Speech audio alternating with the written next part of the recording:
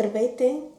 Разбрах, че съм бременна около 2 дена преди датата на очакваната менструация. Денят беше много вълнуващ за мен.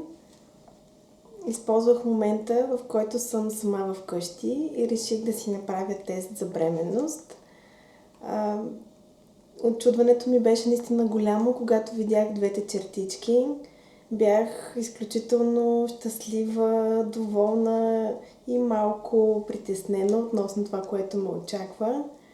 Нямах много време да мисля как да съобщя на съпруга ми, затова още с неговото прибиране аз просто му се хвърлих на врата, показах му положителния тест и нямам спомен от тук нататък какво се случи, но знам, че бяхме много развълнувани, много ентусиазирани, малко уплашени, но в същото време изпълнени с голямо нетърпение, очакване да се случи това хубаво събитие.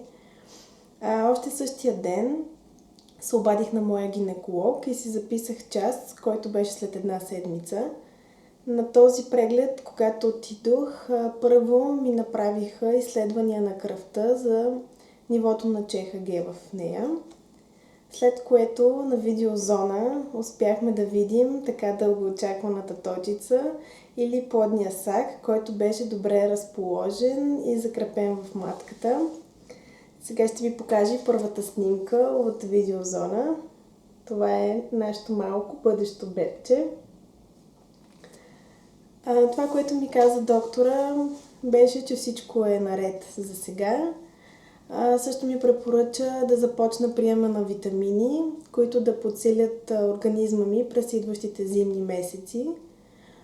Също така ми каза да бъда по-внимателна, може би характерните препоръки за всяка една бременна, да бъда по-внимателна, да не се натоварвам, да не вдигам много тежко, да избягвам къпането с много топла вода, да избягвам стрес, напрежения и всякакви такива отрицателни емоции, които могат да навредят на мен и на плода.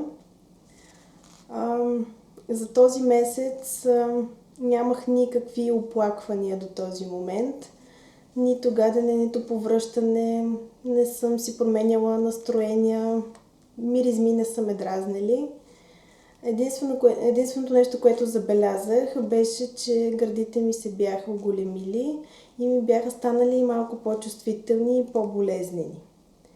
Относно вкусовите навици, също нямаше особени промени, освен факта, че по принцип обичам да си хапвам повече шоколад, но в този период като че ли избягвах да го ям, а наблягах повече на по-солени и кисели храни, като наблягах повече на месо, сирене и млечни продукти.